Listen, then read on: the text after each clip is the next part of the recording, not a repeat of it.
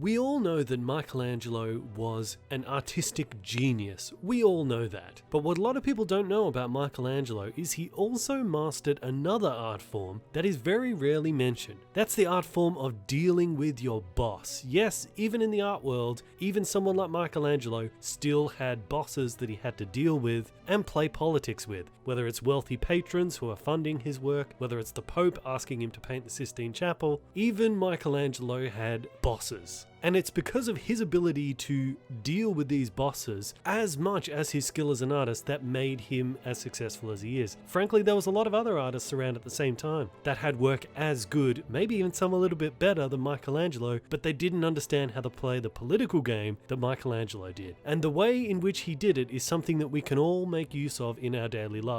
And a perfect example of this is what happened when Michelangelo was making his now famous statue of David. The story goes like this. He's in his studio, he's working away on the statue, when one of his wealthy patrons who's funding his work comes along, as they often did, to check on the progress of everything. The patron looks up at David and says, "Oh, amazing, brilliant, so good, Michelangelo, you've outdone yourself this time, but I think the nose is a little bit too big." Now Michelangelo realizes that this wealthy patron is actually just standing too close to the statue. So from his vantage point looking up, the nose looks a lot bigger than it actually is. If this guy were to take a few steps back, he'd realize that. But see, Michelangelo doesn't want to say that to this guy because this guy is his boss and he doesn't want to risk offending him or getting into an argument with him or insulting him or embarrassing him in any way. But on the other hand, he also doesn't want to keep working on the nose because he knows it'll ruin it. So quite the dilemma he's in. What would he do? Most artists at the time would just argue with their boss, but Michelangelo is cleverer than that. He looks up and he says, "Yeah, I think you might actually be right. I'll go fix it." So he grabs his hammer, he grabs his chisel, and he walks up the scaffolding to get towards the face. On the way up, he discreetly grabs a handful of dust, stone dust from where he had worked previously. He gets up to the nose and he puts the chisel not on the nose, but just above it. And he starts tapping his chisel with his hammer, but he doesn't actually let the chisel actually touch the nose. He's just pretending,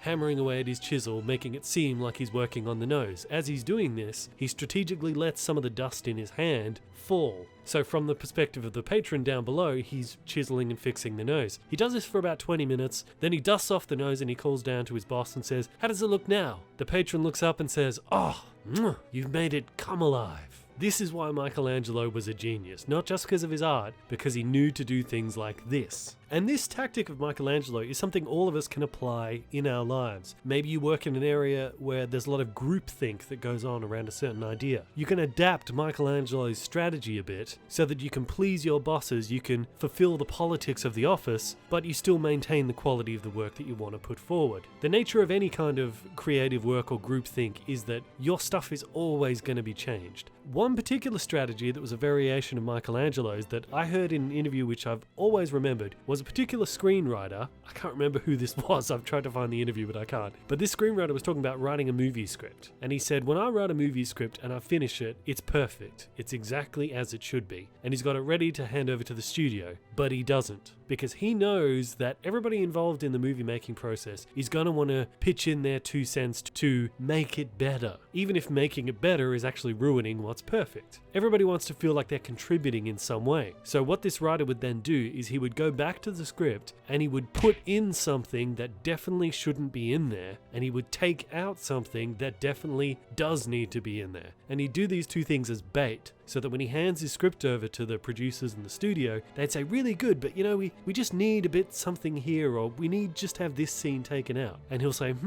good idea. He'll go back, get the original script, bring it back to them, and they'll be like, "Oh, perfect." And he'll say, "Well, couldn't have done it without your advice. Amazing advice you have." That's sort of a Michelangelo style. If you're presenting an idea to your boss or presenting an idea that groupthink needs to work on, you can take stuff out or put stuff in so that in there fixing it preserves what you originally wanted. Well, I hope you enjoyed that. This is the Bandit Strategy channel where we try to mine gems like this from the pages of history that we can all apply in our day-to-day lives. If you got any ideas for future videos, put them down in the comment section below, and feel free to tell your friends about this channel. I am Bandit, this is Bandit Strategy, and until next time, I will see you guys in the comments.